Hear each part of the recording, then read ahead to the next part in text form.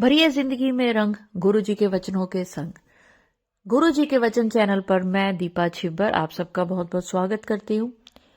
गुरु जी के वचन चैनल में आपको गुरु जी के जो 105 दिव्य वचन हैं, जो गुरु जी ने समय समय पर अपनी संगत का मार्गदर्शन करने के लिए अलग अलग अवसर पर अलग अलग संगत से कहे, क्योंकि गुरु जी तो कोई प्रवचन देते नहीं थे, तो वो जो संगत ने उसको अपनी जिंदगी में उतारा, अनुसरण किया और अपनी जिंदगी को बहुत बेहतर बनाया।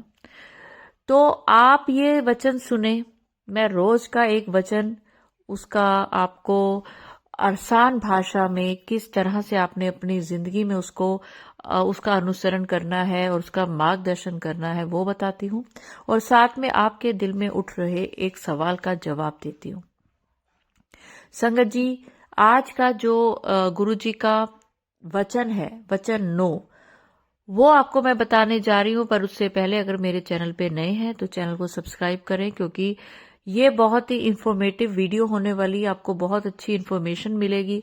अगर आप गुरु जी की नई संगत है, आपके दिल में बहुत सवाल है और साथ में बहुत आप डरे हुए हैं या आपके दिल में बहुत वहम है, तो वो सब वीडियो के खत्म होते होते आपके सारे सवालों के जवाब मिलेंगे, आपका वहम खत्म होंगे, आपका डर खत्म होगा। तो चलिए संगत जी, अगर आपको वीडियो अच्छी लगे तो मेरे चैनल को सब्सक्राइब करें, वीडियो को लाइक करें। ये गुरु जी के चरणों में हाजिरी होती है।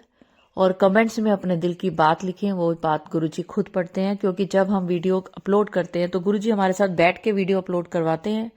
हम कोई भी शब्द अपने दिल से नहीं बोल सकते, कोई भी बात इधर से उधर नहीं कर सकते। जितना गुरु जी बुलवाते हैं मैं उतना ही बोलती हूँ।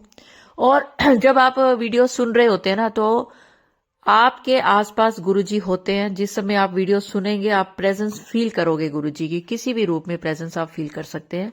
आप मुझे कमेंट्स में जरूर लिखें। तो चलिए संगत जी, आज का वचन नंबर 9, गुरु जी ने कहा, सबसे बड़ा पाठ तब होता है जब पति पत्नी की और पत्नी पति की तथा दोनों मिलकर बच्चों की अच्छे से देखभाल करते हैं और घर में शांति बनाए रखते हैं।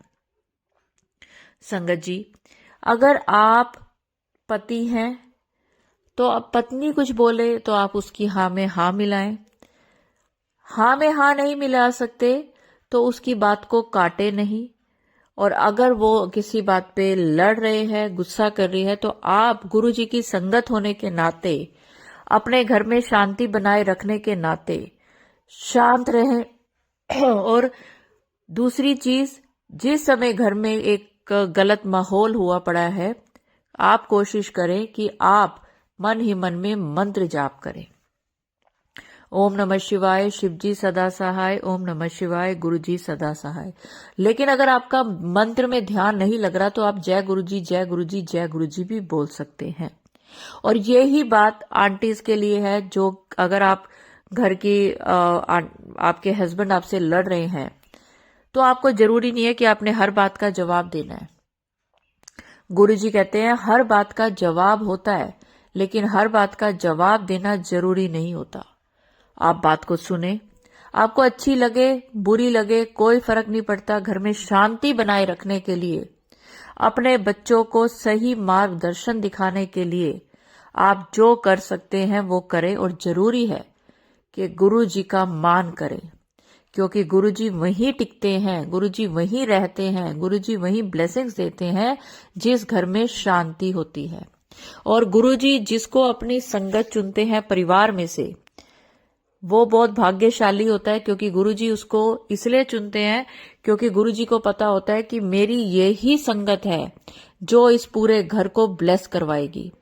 तो संगत जी, अगर आप चाहते हैं कि गुरु जी हमेशा आपके घर को ब्लेस करें, तो आप चाहे गुरु जी के पुत्र हैं, चाहे आप गुरु जी की धी हैं, आपके कंधों पे ये जिम्मेवारी है कि आप घर का माहौल ऐसा रखें। देखिए, हम दूसरे को नहीं बदल सकते, सामने वाले को नहीं बदल सकते। आप अपने आप को, अपने स्वभाव को, बदल सकते हो और गुरु जी के चरणों में लगा सकते हो। सामने वाला कुछ भी बोल रहा है, कितना भी बोल रहा है, आपको गलत भी बोल रहा है तो बोलो हाँ मैं गलत हूं, कोई बात नहीं, अगर उससे घर में शांति होती है तो।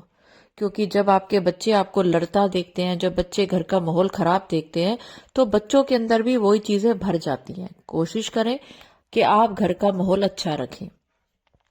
आप घर का माहौल अच्छा रखेंगे तो गुरु जी की आप इतनी ब्लेसिंग पाएंगे कि आगे चल के आपको समझ आ जाएगी कि आज अगर मैंने सब्र किया है, आज अगर मैंने गुरु जी का मान किया है कि गुरु जी को नहीं पसंद कि मैं क्रोध करूं, गुरु जी को नहीं पसंद कि मुझे गुस्सा आए। गुस्सा सबको आता है, जब सामने वाला गलत बात पे बोलता है तो सबको गुस्सा आता है।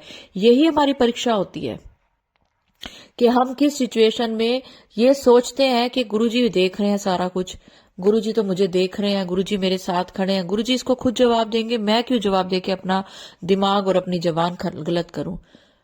गुरुजी का इतना इज्जत करो, इतनी मान करो कि गुरुजी बैठे हैं तो आप जहां खड़े हो गुरुजी वहीं आपके साथ खड़े हैं। ऐसा नहीं है कि आपने जहां गुरुजी का स्वरूप रख दिया गुरुजी वहां पर ही है, पूरे घर में है गुरुजी। आप जहां होंगे गुरुजी आपको हर पल देख रहे होते हैं कि मेरी संगत के साथ कुछ गलत तो नहीं हो रहा, कुछ बुरा तो नहीं हो रहा। जो चीजें आपको लगता है ना कि हमारे साथ गलत हो रही हैं, आपको ये लगता है कि ये गुरुजी देख ही नहीं रहे हैं, मेरे परिवार वाले मेरे इतना मेरे साथ गलत कर रहे हैं, मार रहे हैं, मेरे से लड़ रहे हैं और शराबे पी के आ रहे हैं, या मेरे मायके वालों को ऐसे बोल रहे हैं, या आपको कई बार लगता है कि मेरी वाइफ जो है वो ज्यादा मेरे ऊपर मेरे लड़ाइयां कर रही है, या मेरे माँ बाप के लिए ऐसा बोल रही है। तो अगर आप गुरुजी की संगत हैं तो गुरुजी का 24 घंटे आप में ध्यान है, लेकिन आपके आगे आने वाली जिंदगी को इतना अच्छा करने के लिए आज आपको थोड़ा बहुत जो भुगतना पड़ रहा है सिर्फ इसलिए ताकि, कहते हैं ना सोना जो है भट्टी पे तपकर ही निखरता है, और जो हीरा है उसको इतनी हथौड़े पड़ने के बाद ही उसकी जो है वैल्यू बढ़ती है। तो आप वही गुरुजी आपको अपनी संगत को वैसा ही बनाने लगे हुए हैं। आप लोग सिर्फ आज देख रहे हो, गुरुजी आने वाला कल देख रहे हैं। तो आपने आज से अभी से गुरुजी से ये प्रॉमिस करना है कि ठीक है गुरुजी, जैसी सिचुएशन हो, जो मर्जी हो, मैं हमेशा ये ध्यान रखूंगा कि आप मेरे आसपास हो।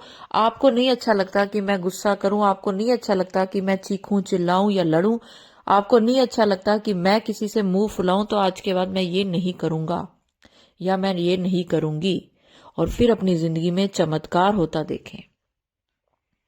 संगत जी, ये तो हुई वचन की बात कि जिस घर में पति पत्नी की, पत्नी पति की और दोनों मिलकर बच्चों की अच्छे से देखभाल करते हैं, गुरुजी वहीं रहते हैं, वहीं बरकत होती है। घर में शांति होती है तो बरकत होती ही होती है। अब मैं आपको आज का सवाल बताती हूँ। बहुत सारे लोगों ने ये के दिल में एक सवाल होता है कि जो आंटी हम ये सत्संग होते हैं, क्या हमें एक ही बारी में पूरा सत्संग सुनना होता है? क्या हमें ये सत्संग नहा धो के सुनना होता है? क्या हमें काम करते करते ये सत्संग सुन सकते हैं? क्या सत्संग को आधा छोड़ सकते हैं? तो आज मैं आपको बताने जा रही हूं इस सवाल का जवाब। देखिए, गुरु जी किसी वहम में नहीं डालते, ये सबसे जरूरी बात आप सुनिए। ना गुरु जी ने कोई नियम बनाए, और ना जब गुरु जी चोला रूप में थे तब गुरु जी ने ऐसी कोई चीज बताई जो कि आज ये सोशल मीडिया में चीजें चल रही हैं। तब तो ये चीजें थी भी नहीं। और गुरु जी ने कभी अपनी संगत को किसी भी तरीके से वहमों में नहीं डाला, उन्होंने बहुत फ्लेक्सिबल रखा अपनी संगत को। आप भी अगर सत्संग सुनते हो, घर का कोई काम करते करते भी सुनते हो, लेकिन आपके दिल में भाव है कि मैं गुरु जी का सत्संग सुनूं, तो आप जो काम कर रहे हो, सपोज आप सब्जी काट रहे हो और आप सत्संग सुन रहे हो, क्योंकि सत्संग तो आपने कानों से सुनना है ना। ये वो सत्संग है जो आप कानों से सुनते हो, तो आप कुछ भी काम करते हुए सुन सकते हो। घर में कोई आ गया या आपको कहीं जाना पड़ गया, आप उस सत्संग को आधा भी सुन सकते हो, फिर आधा आप बाद में भी सुन सकते हो, किसी समय भी सुन सकते हो, और बिना नहाए भी सुन सकते हो। लेकिन जब आप किसी सत्संग में जाते हो जो जैसे किसी ने गुरुजी का सत्संग में आपको बुलाया है, तो वहां पर आपको शांति से बैठ के सत्संग सुनना है, फोन को रखना है साइड पे। उसमें आपने ना बातें करनी है ना कोई और काम करना है। आपने गुरुजी का एक सत्संग सुना, आपको अच्छा लगा, फिर आपने दूसरा सुना। इतने सत्संग सुनने में आपने घर के काम नहीं छोड़ देने। गुरुजी कहते हैं घर का काम सबसे पहला है, घर के नित्य नेम करना जरूरी है, हर वो भी मेरे लिए एक पाठ के समान है। सत्संग सुने, सुबह सुने, शाम को सुने, एक दोपहर को सुने, लेकिन सत्संग सुनते सुनते बाकी अपने घर के काम भी निपटाएं। ये नहीं है कि आपने सत्संग सुना और घर के सारे काम आपके ऐसे ही रह गए। सत्संग सुनने से आप जितनी देर का सत्संग सुनते हैं उतनी देर गुरुजी आपके ऊपर कोई नेगेटिव चीज नहीं आने देते। आपके आसपास एक ऐसा ऑरा बन जाता है, क्योंकि गुरुजी खुद बैठ के जब आप सत्संग सुन रहे होते हो गुरुजी आपके आसपास होते हैं। क्योंकि गुरुजी देखते हैं कि आप जब सत्संग सुन रहे हो आपके दिल के क्या भाव हैं। क्योंकि गुरुजी का नाम लिया जा रहा है, और कहते हैं ना जिसका नाम लिया जाता है वो तो पलट के देखता है कि मेरी आवाज कहां से आ रही है, मुझे किसने आवाज लगाई। तो जितनी देर आप सत्संग सुनेंगे उतनी देर आपके ऊपर कोई भी नेगेटिव चीज नहीं आएगी, कोई नेगेटिव कॉल नहीं आएगा, कोई नेगेटिव इंसान आपकी जिंदगी में नहीं आएगा। लेकिन इसका यह मतलब नहीं है कि आप सारा दिन सत्संग वहां चल रहा है, आप यहां बैठ के काम कर रहे हो। सत्संग वही सुनना है जहां से आपके कानों में पूरी प्रॉपर आवाज आए, क्योंकि जो सत्संग आप सुनते हो वो आपके लिए ही बोला जाता है। सत्संग का टाइटल अच्छा नहीं लगे मत देखो, मत सुनो। अगर उस पर लिखा भी हुआ है कि अगर तूने इग्नोर किया तो तेरे साथ बुरा होगा, तो एक बार इग्नोर करके देखो क्या होता है। कुछ नहीं होगा। जब गुरुजी बैठे ही हैं, गुरुजी हमारे कष्ट काटने बैठे हैं, हमारा भला करने बैठे हैं, तो क्यों गुरुजी कहेंगे कि मैं अगर तूने मेरा सत्संग ना सुना तो तेरे साथ बुरा हो जाएगा, तेरे बच्चों के साथ, परिवार के साथ। बिल्कुल नहीं हो सकता ऐसा। उस सत्संग को बिल्कुल ना सुने। गुरुजी से जुड़ने की कोशिश करें, गुरुजी से डरने की कोशिश ना करें। तो चलिए संगत जी, अगर सत्संग अपलोड करने में मुझसे कुछ भी गलती होगी हो तो गुरुजी मुझे माफ करें। और मंत्र जाप के साथ मैं अगले सत्संग की ओर बढ़ती हूँ, और चाहूंगी कि आप सब भी मेरे साथ जरूर बोलें। ओम नमः शिवाय, शिव जी सदा सहाय। ओम नमः शिवाय, गुरुजी सदा सहाय। जय गुरुजी, शुक्राना गुरुजी, अनंतम अनंतम शुक्राना। सारी संगत को जय गुरुजी, शुक्राना गुरुजी।